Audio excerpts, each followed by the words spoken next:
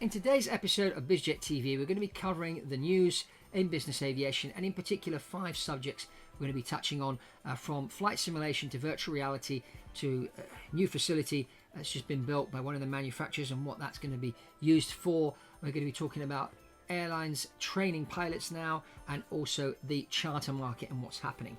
My name is Fabrizio Poli. I'm the founder of BizJet TV. I'm your aviation advisor, and I'm also an airline transport pilot with thousands of hours of flying around the world, and the author of the book The Quantum Economy. And this really is all about joining that quantum economy by using the private jet as a business tool. So first piece of news for today's episode is all about the latest World Aviation Training Summit in Orlando, Florida. It's just happened a few days ago, and one of the things that emerged out of this was an Austrian company building these new innovative flight simulators. The company is called AXD, Flex Flight Simulators, and what these simulators do, they do not simulate one particular airplane.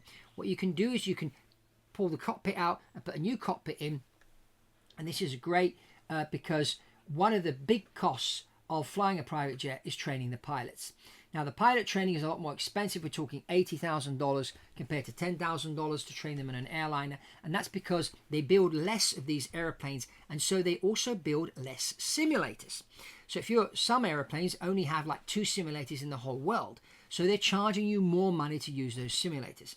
Now, what AXD are doing with their Flex Flight Simulator is they're allowing you to have a simulator that simulates a number of different airplanes. And the way they're doing this is they have to fly 70 hours in each airplane to collect the data to then be able to create the software which will run that particular simulation for that particular airplane.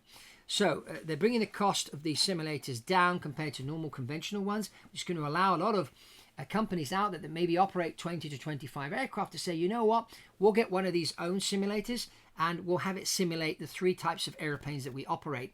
This will allow us to do the training in-house, which brings the cost down of training, which allows you to give your pilots more training and customize the training. And this is a great piece of news because, as you know, if you haven't read my book, The Quantum Economy, in the book I show the facts of why private aviation is 9.2 times more dangerous than the airline. So yes, you charter a private jet, which is going to cost you 15 times more than flying first class, and you have almost 10 times more chance of crashing and dying. Those are clear stats, but you know, the private jet can also be a lot safer, and surely these simulators are going to help in that. The other thing that emerged about flight training is PlaneSense, which is one of these companies out there that operate the PC-12 and the PC-24, both built by Pilatus, and it's a fractional ownership company based in the US. They've done a deal with VR Pilot, and VR Pilot have this really clever software and VR headset which allows you to do the cockpit procedure training. So you basically put these goggles on, as you can see, and you are in the cockpit, but in reality you're in the comfort of your living room at home, and you can press all the dials and switches and go over all the different checklists and procedures and systems, all doing this in the comfort of your own home with virtual reality. And the interesting thing is that this type of training increases pilot knowledge by a whopping 400%. That's 400%. So you imagine having this plus the flight simulator that we just talked about in your private jet company. This is going to increase flight safety big time and increase pilot performance as well. So this is really good. So hopefully we'll be able to get that number down, that 9.2 times, get it down and make private aviation a lot safer. This is really good news. Next we have is Textron Aviation. They build both the Beechcraft line of aircraft and Cessna. They've just opened a new facility in Wichita, Kansas, 180,000 square feet of a facility where they are storing spare parts. Now, this is really good news because when you buy a private jet, and I tell this story in my book, The Quantum Economy, when you're buying an airplane, you're buying time. First thing. Second thing, all airplanes break down. Some break down more than others, okay? But eventually, every airplane breaks down at some point.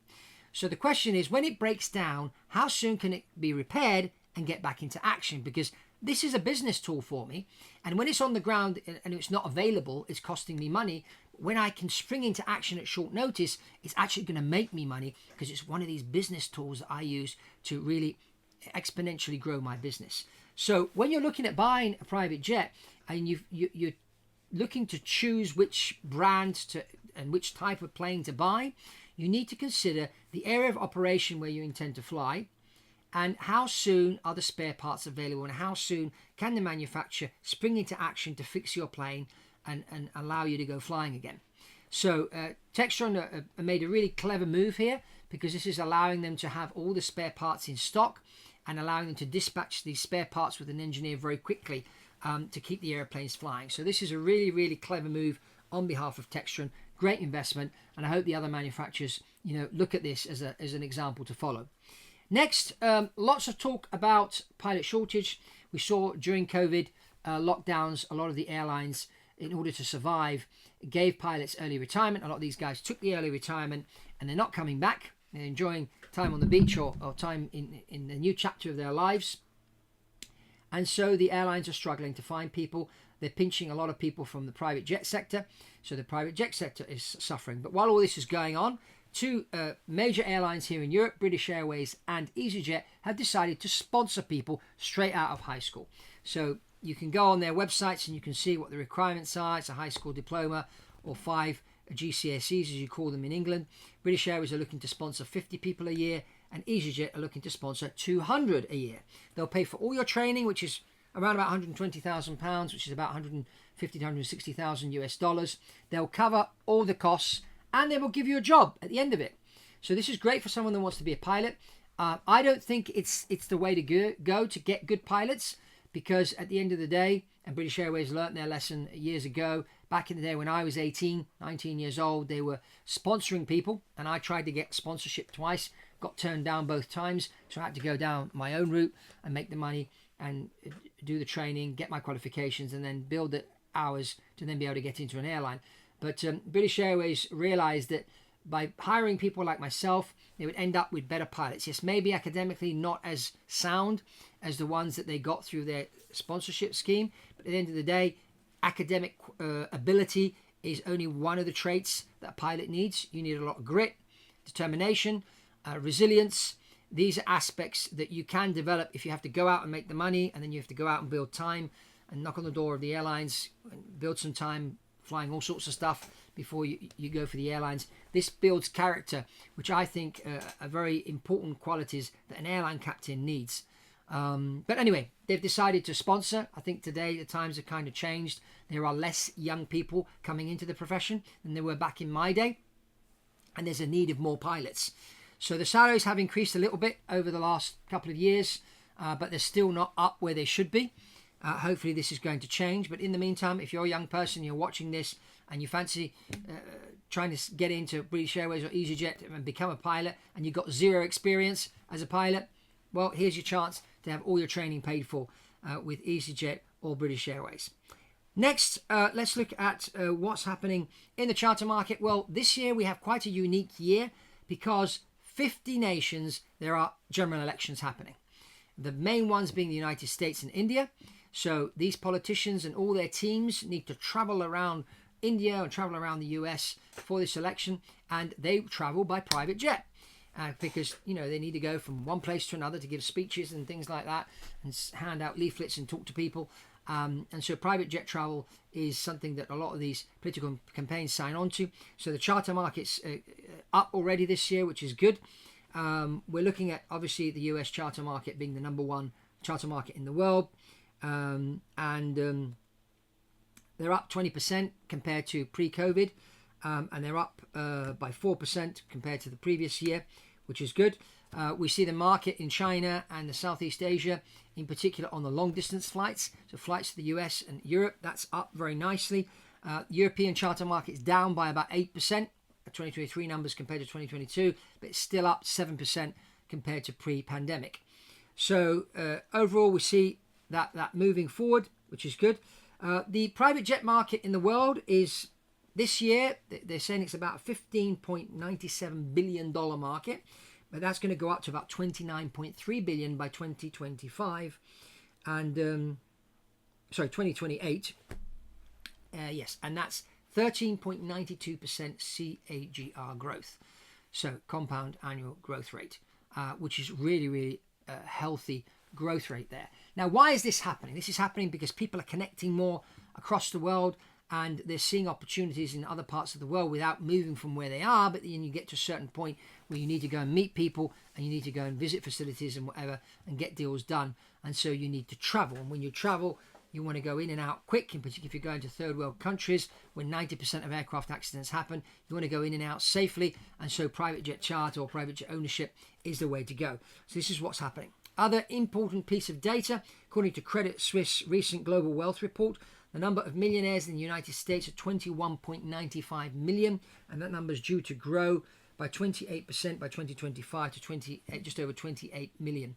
So we see the number of millionaires growing by 28% in the United States and also in other parts of the world. And of course, these are the first people that go and charter a private jet. So chartering is usually the first experience.